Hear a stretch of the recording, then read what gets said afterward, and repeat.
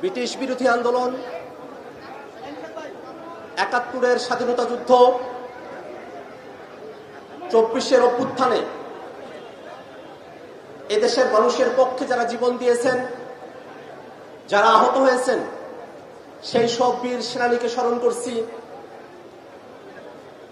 বাংলাদেশ রাষ্ট্রের অভ্যুদয় থেকে এখন পর্যন্ত এই রাষ্ট্রটিকে সামনের দিকে এগিয়ে নিয়ে যেতে যারা সব থেকে গুরুত্বপূর্ণ ভূমিকা পালন করেছে তারা হচ্ছে বাংলাদেশের তরুণেরা, এই বাংলাদেশের যুবকেরা।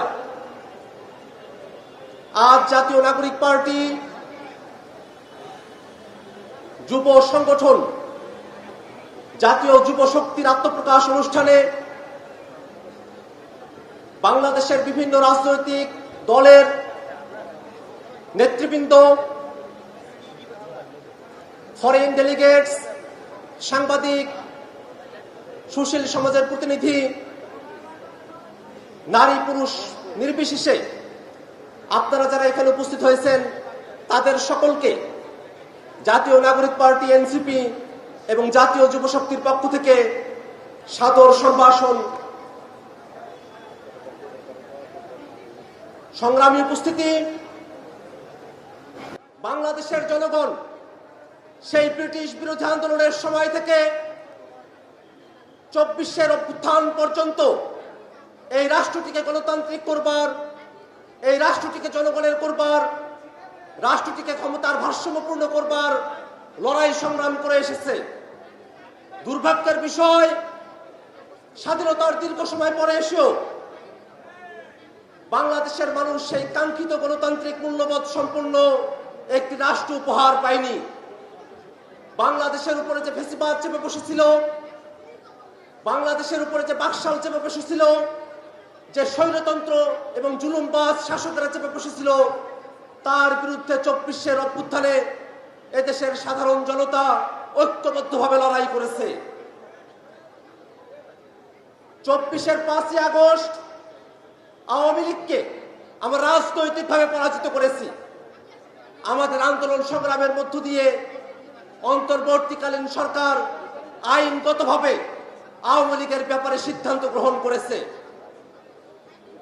এখন সময় মতাদর্শিকভাবে আওয়ামী লীগের রাজনীতিকে বাংলাদেশ থেকে বিতাড়িত করা। আমরা বিশ্বাস করি জাতীয় যুব শক্তি বাংলাদেশে আর কোনো ফ্যাসিবাদ যাতে ফিরে না আসে সেই সংগ্রামে অগ্রণী ভূমিকা পালন করবে।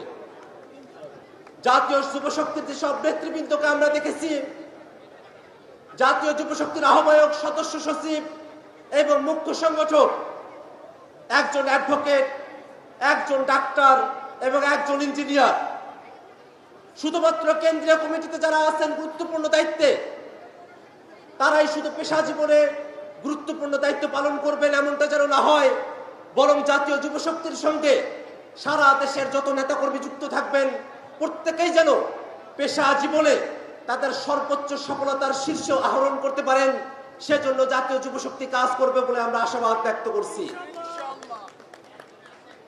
বাংলাদেশের আপামর জনতাকে এদেশের যুব সমাজ সবসময় পথ নির্দেশ করে এসেছে। আমরা আশা করব এদেশের সকল যুব সমাজকে সাথে নিয়ে জাতীয় যুব শক্তি বাংলাদেশের স্বাধীনতা, সার্বভৌমত্বের রক্ষা কবচ হয়ে উঠবে। সংগ্রামী উপস্থিতি, বাংলাদেশ রাষ্ট্রটি বর্তমানেও একটি ক্রান্তিকালীন সময় অতিক্রম করছে। ফ্যাসিবাদী গণহত্যাকারী আওয়ামী লীগের বিপক্ষে এদেশের জনগণের স্বতঃস্ফূর্ত অংশগ্রহণের মধ্য দিয়ে যে আন্দোলন পরিচালিত হয়েছে, তারপরে অন্তর্বর্তীকালীন সরকার যে সিদ্ধান্ত গ্রহণ করেছে সেই সিদ্ধান্তকে বাংলাদেশে বসবাসরত একটি অংশ এবং বিদেশের একটি কুশীলব তারা গ্রহণ করতে পারছে না। আওয়ামী লীগের কার্যক্রম নিষিদ্ধ হওয়াকে যারা গ্রহণ করতে পারছে না, আমরা তাদেরকে বলতে চাই, বাংলাদেশে গণহত্যাকারী, ফ্যাসিবাদী, জুলুমবাজ, স্বৈরতান্ত্রিক কোন শক্তিকে আপনারা কি আবার পুনরুজ্জীবিত করতে চান? বাংলাদেশের মানুষ আওয়ামী লীগকে বাংলাদেশে আর পুনর্বাসিত করতে চায় না। অতএব জাতীয় নাগরিক পার্টি এবং জাতীয় যুব শক্তি সহ বাংলাদেশের ফ্যাসিবাদ বিরোধী প্রত্যেকটা পক্ষকে আমরা আহ্বান জানাতে চাই, ফ্যাসিবাদের বিরুদ্ধে, জুলুমবাজের বিরুদ্ধে, স্বৈরতন্ত্রের বিরুদ্ধে মতাদর্শিক ভিন্নতা থাকা সত্ত্বেও সকল ফ্যাসিবাদ বিরোধী শক্তিকে ঐক্যবদ্ধভাবে লড়াই জারি রাখতে হবে। বাংলাদেশ রাষ্ট্রটি ফ্যাসিবাদী এক দল থেকে মুক্ত হয়েছে, কিন্তু ফ্যাসিবাদী ব্যবস্থা এখনো বাংলাদেশের রাষ্ট্রে, বাংলাদেশের সংবিধানে সমানভাবে বিরাজ করছে। যদি বাংলাদেশ রাষ্ট্রটিকে সাংবিধানিকভাবে ক্ষমতা কাঠামোর জায়গায় ফ্যাসিবাদ মুক্ত করতে হয়, তাহলে অবশ্যই একটি নতুন সংবিধান আমাদেরকে প্রণয়ন করতে হবে। নতুন সংবিধানে অবশ্যই ক্ষমতার ভারসাম্য, জবাবদিহিতা এবং বিকেন্দ্রীকরণকে নিশ্চিত করতে হবে। সেই লক্ষ্যে শুধুমাত্র সংবিধান সংশোধন করে, সংবিধানের মূল কিছুকে ঠিক রেখে, পারিপার্শ্বিকতাকে সংশোধন করে বাংলাদেশকে একটি গণতান্ত্রিক রাষ্ট্রে উন্নীত করা সম্ভবপর নয়। আমরা আজকের এই আত্মপ্রকাশ অনুষ্ঠান থেকেও দাবি জানাতে চাই, বাংলাদেশ রাষ্ট্রটিকে পরিপূর্ণভাবে গণতান্ত্রিক রাষ্ট্রে উন্নীত করার জন্য অবশ্যই নতুন সংবিধানের স্বার্থে একটি গণপরিষদ নির্বাচন আয়োজন করতে হবে।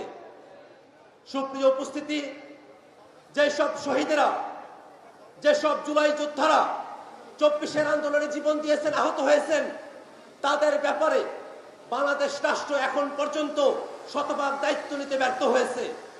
আমরা সরকারের কাছে আহ্বান রাখতে চাই, জুলাই যোদ্ধা এবং জুলাই শহীদেরা, তাদের পরিবারকে যথোপযুক্ত রাষ্ট্রীয় মর্যাদা এবং সুযোগ সুবিধা প্রদান করতে হবে। সে জুলাই যুদ্ধের সময়, অভ্যুত্থানের সময়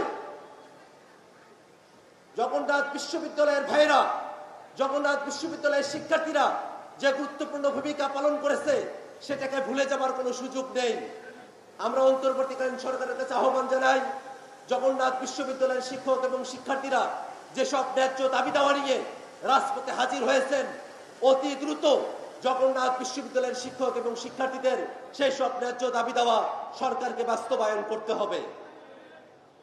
আমরা একই সাথে সরকারের কাছে আহ্বান রাখতে চাই, বাংলাদেশ রাষ্ট্রের স্বাধীনতা, সার্বভৌমত্ব, বাংলাদেশ রাষ্ট্রের জাতীয় নিরাপত্তা সংশ্লিষ্ট প্রত্যেকটা বিষয়ে সিদ্ধান্ত গ্রহণ করবার ক্ষেত্রে রাজনৈতিক দলগুলোর সঙ্গে পরামর্শ করে তবেই সিদ্ধান্ত গ্রহণ করতে হবে। মানবিক করিডোরের প্রয়োজন আছে কিনা, সেই করিডোরের নিয়ন্ত্রণ কাদের কাছে থাকবে, সেই করিডোর দিয়ে কি পারাপার হবে, প্রত্যেকটা বিষয়ে রাজনৈতিক দলগুলোর সঙ্গে আলাপ আলোচনা করে তারপরে সিদ্ধান্ত গ্রহণ করতে হবে। সংগ্রামী উপস্থিতি, বাংলাদেশ রাষ্ট্রে, বাংলাদেশে যারা গণহত্যা করেছে, মানবতা বিরোধী অপরাধ করেছে, অপরাধের দায়ে বাংলাদেশে যাদের রাজনৈতিক কার্যক্রম নিষিদ্ধ হয়েছে, সে আওয়ামী লীগের পক্ষে ভারতে আমরা দেখেছি ভারত সরকার উদ্বেগ প্রকাশ করেছে। আমরা ভারত সরকার বাংলাদেশে দীর্ঘ সময় ধরে এদেশের মানুষের সঙ্গে তারা তাদের রাজনীতি, তাদের সম্পর্ককে পর্যবেসিত করে নাই, বরং বাংলাদেশে ভারতের সম্পর্ক ছিল এদেশের জনগণ বিচ্ছিন্ন ওই আওয়ামী লীগের সাথে। আমরা ভারত সরকারের কাছে আহ্বান রাখবো, বাংলাদেশে বাকশালী ফ্যাসিবাদী, স্বৈরতান্ত্রিক, গণহত্যাকারী, মানবতা বিরোধী অপরাধী আওয়ামী লীগের সঙ্গে আপনাদের যে সম্পর্ক, সেই সম্পর্ক ছিন্ন করে এদেশের মানুষের সঙ্গে সম্পর্ক তৈরি করতে হবে। বাংলাদেশের ব্যাপারে, বাংলাদেশের রাজনীতির বিষয়ে সিদ্ধান্ত গ্রহণ করবে বাংলাদেশের জনগণ। কোন বিদেশি প্রভু বাংলাদেশের রাজনীতিতে হস্তক্ষেপ করতে পারবে না। সংগ্রামী উপস্থিতি, বাংলাদেশের রাষ্ট্রকে, বাংলাদেশের সমাজকে সামনের দিকে এগিয়ে নিয়ে যেতে হলে এদেশের যুবকদেরকে তথ্যে, এদেশের যুবকদেরকে বিভিন্ন কিছুতে সব দিক দিয়ে দক্ষ করে তুলতে হবে। এদেশের যুব সমাজ মাদক মুক্ত হবে, এদেশের যুব সমাজ দেশকে নিয়ে ভাববে, এদেশের যুব সমাজ নতুন এক রাজনৈতিক বন্দোবস্তের জন্য তাদের জীবনকে উৎসর্গ করবে, এই আশাবাদ ব্যক্ত করে আজকের এই অনুষ্ঠানে আপনারা যারা উপস্থিত হয়েছেন তাদের সকলকে আবারও জাতীয় নাগরিক পার্টি, এনসিপি এবং জাতীয় যুব শক্তির পক্ষ থেকে ধন্যবাদ জ্ঞাপন করে আমার বক্তব্য এবং আজকের অনুষ্ঠান এখানেই সমাপ্ত ঘোষণা করছি। ইনকিলাব জিন্দাবাদ।